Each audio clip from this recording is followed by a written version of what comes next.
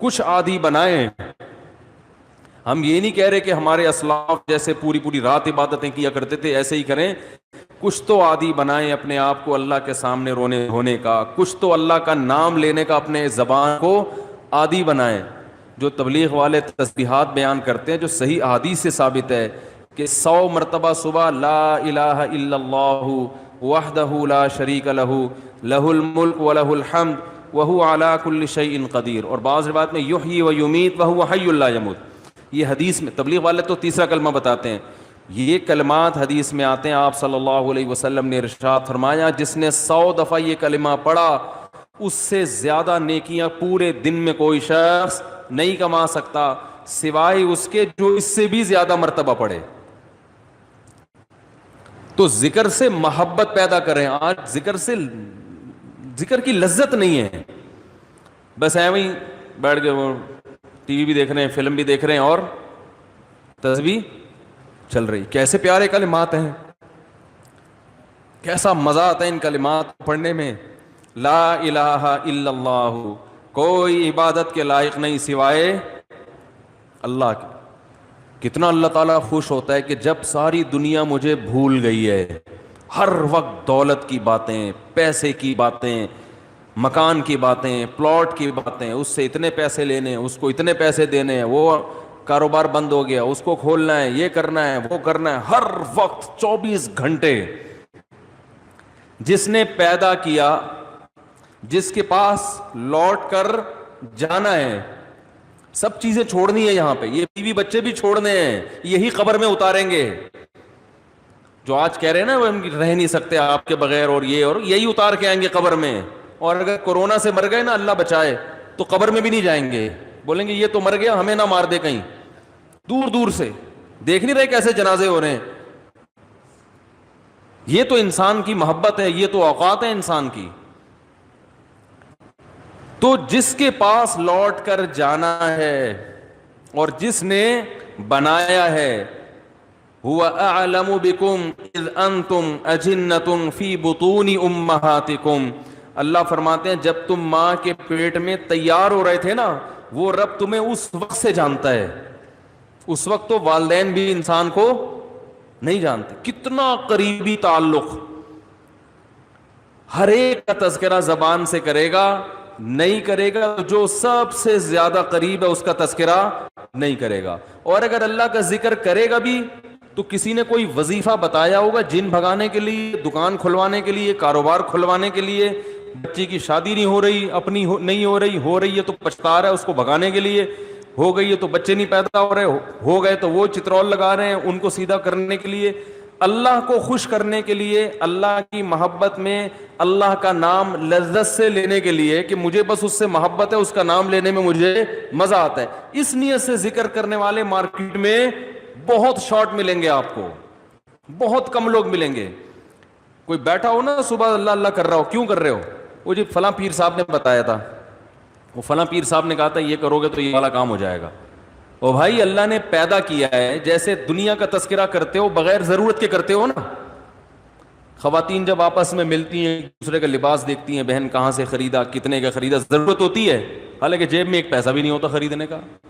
لیکن محبت جس چیز سے ہوتی ہے اس کا تذکرہ کرنے میں انسان کو, بولو نا بھائی, مزہ آتا ہے. مرد جب آپس میں بیٹھتے ہیں تنخواہ پوچھ رہے ہوتے ہیں کیسا چل رہا ہے بزنس, کیا ہو رہا ہے, کتنا پروفٹ ہوا. جس چیز سے محبت ہے انسان کو اس کا نام لینے میں مزہ آتا ہے. تو یہ مزہ اللہ کا نام لینے میں بھی پیدا کر لیا جائے اپنے دل میں, تو وہی کیفیت ہوگی کہ دم رکا سمجھو اگر دم بھر بھی یہ ساغر رکا.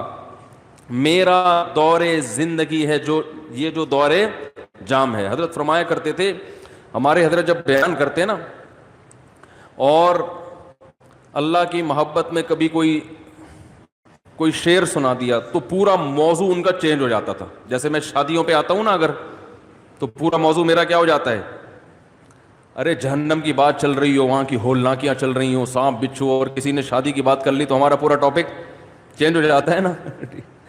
تو ہمارے حضرت کا جب بیان ہوتا تھا کہیں سے اللہ کی محبت کا کوئی تذکرہ آ گیا, اللہ کی نعمتوں کا, پورا بیان چینج.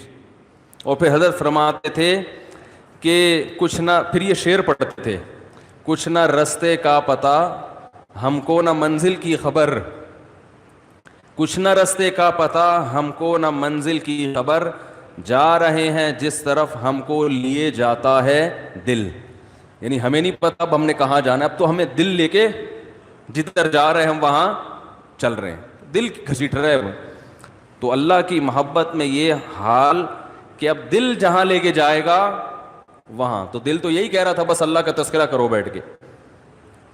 تو اسی طرح یاد رکھیں، یہ جو اہل اللہ جو دعا مانگتے ہیں، یہ دنیا داروں کی عادت ہوتی ہے. دعا مانگ رہے ہیں قبول نہیں ہو رہی، ہم تو کام ہی نہیں بن رہا، 20 سال سے شادی کر رہے ہیں شادی نہیں ہو رہی، 20 سال سے کاروبار کی دعا مانگ رہے ہیں، کاروبار نہیں مل رہا، 25 سال سے یہ دعا مانگ رہے ہیں، یہ نہیں ہو رہی. یہ دنیا داروں کی عادت ہے. اہل اللہ کہتے ہیں دعا مانگنے کی توفیق مل رہی ہے، بس اس سے بڑی کوئی نعمت نہیں ہے، کچھ نہ ملے ہمیں.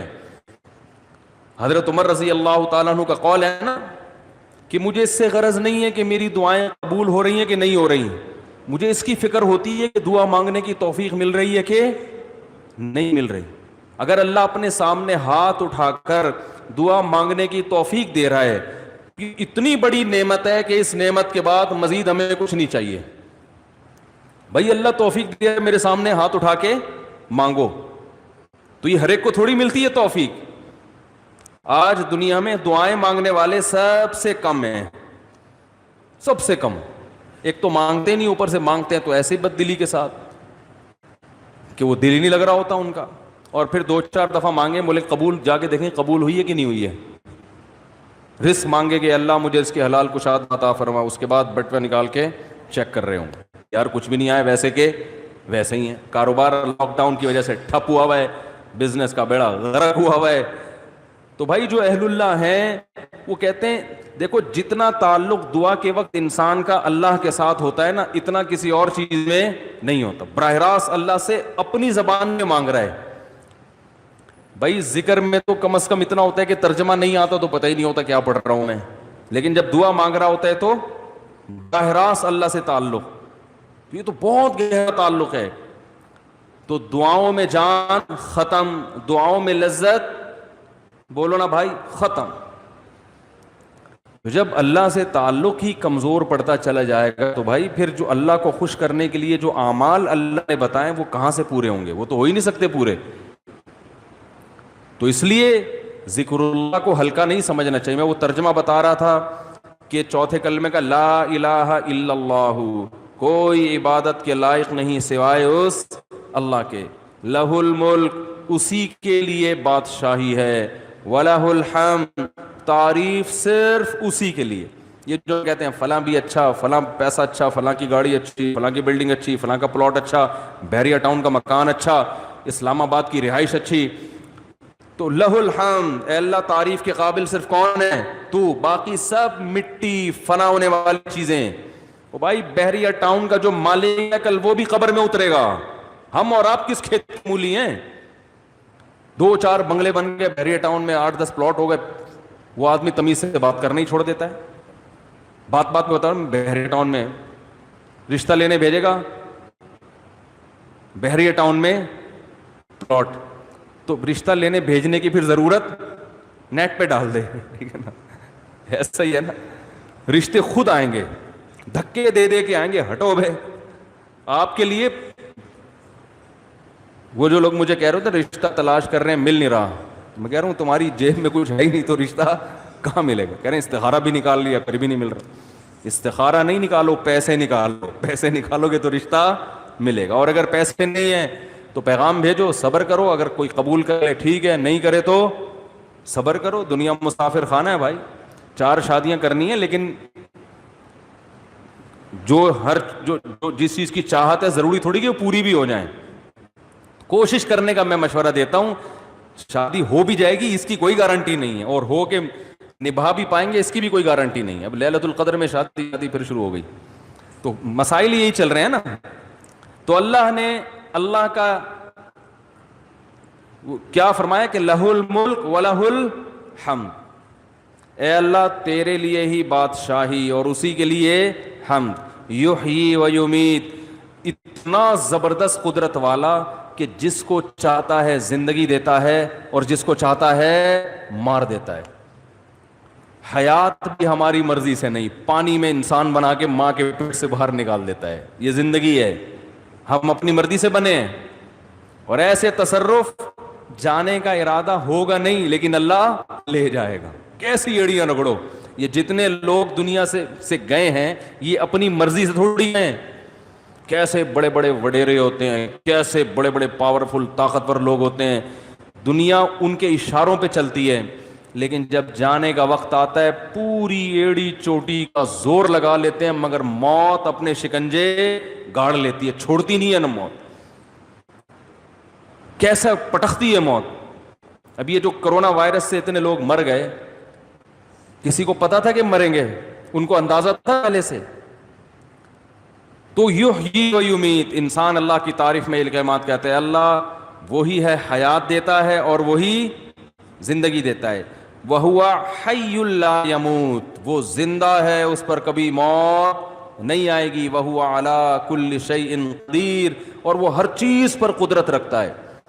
تو یہ کلمات 100 دفعہ ترجمہ سوچ کے, مفہوم سوچ کے, صرف اللہ کو خوش کرنے کے لیے, اس نیت سے کہ اللہ کی محبت کی چنگاری ہمارے دل میں پیدا ہو جائے.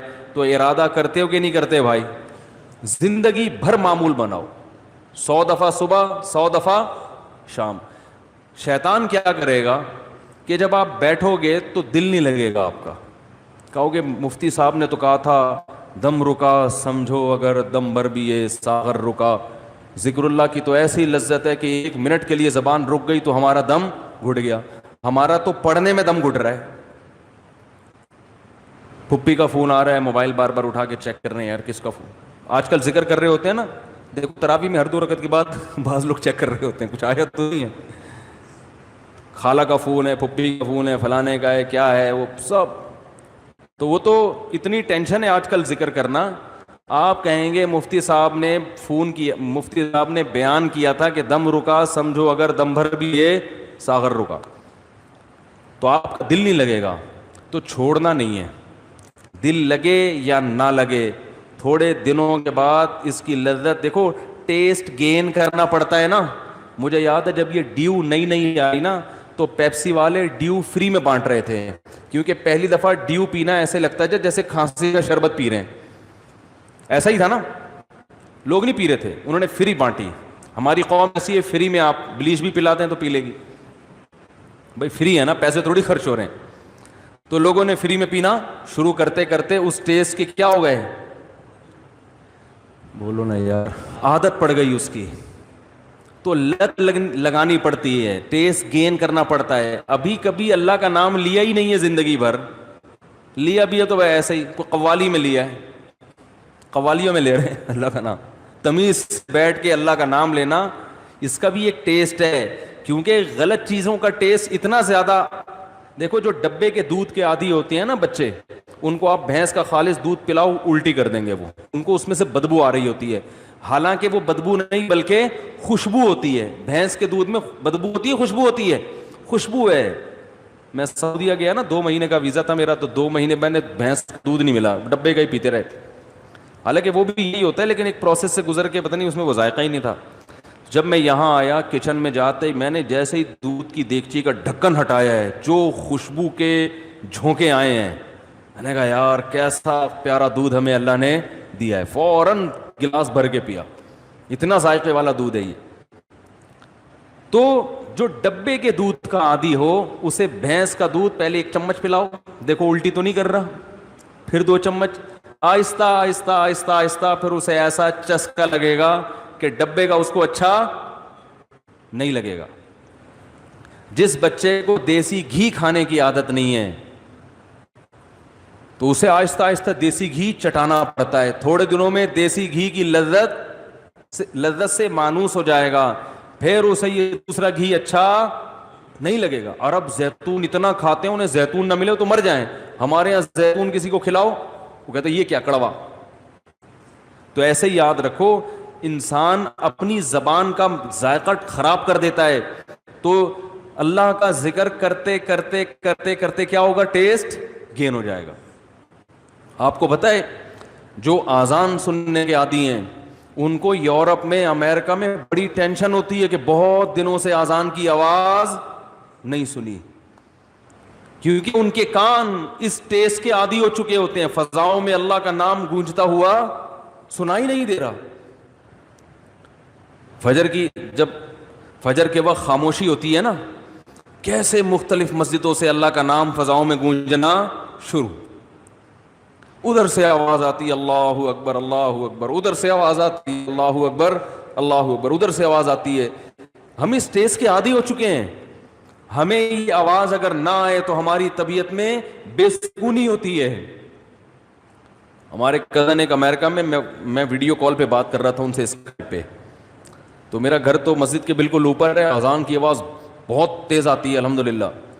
تو میں جب بات کر رہا تھا، بات کرتے کرتے عشاء کی اذان ہو گئی، تو وہ اذان کی آواز ان کو ہی کہہ رہے ہیں آج میں نے 10 سال کے بعد براہ راست اذان کی آواز سنی ہے، ان کو سکون مل رہا تھا۔